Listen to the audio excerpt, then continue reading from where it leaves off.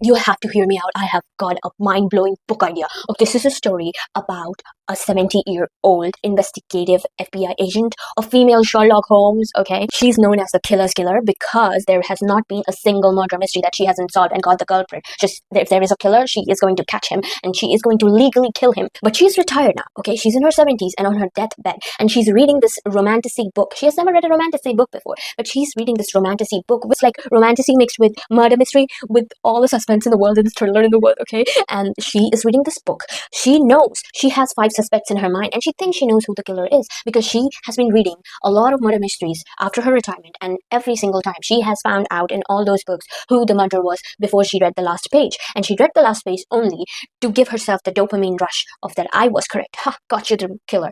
She was 70% into the book, but before she could complete the last page, she dies. And guess what happens? She is reborn in her 28-year-old self body with all the knowledge of a 70-year experience of finding these killers, these murderers, and solving the murder mysteries. And with all that knowledge, she is transmigrated into this romantasy book, and she comes across this world and there is a murder, and she solves it, and she gets rewarded.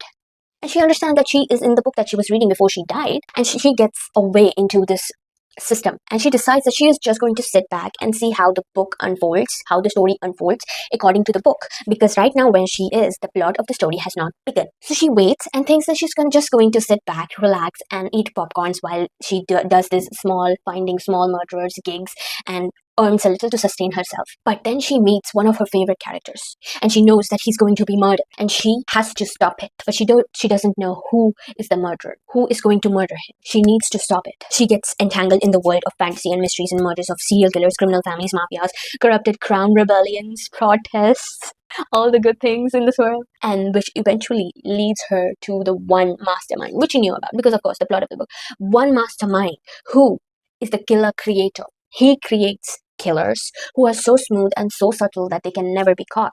But she catches one of his top 10 men, and the story begins from there about these two facing each other. I mean, I don't know what happens after that because the story has not been written by anyone, and I don't think I have the brains to write the story, but the story is going to be so awesome. But eventually she realizes that this book is happening in real time, and that if she dies in this book, or if anyone dies in this book, they die in real life. And it's just not fun anymore because the murders get personal for the first time for this detective. Because in her previous life, she was always alone. She didn't have family to care about, nor did she create a family. It was a personal choice.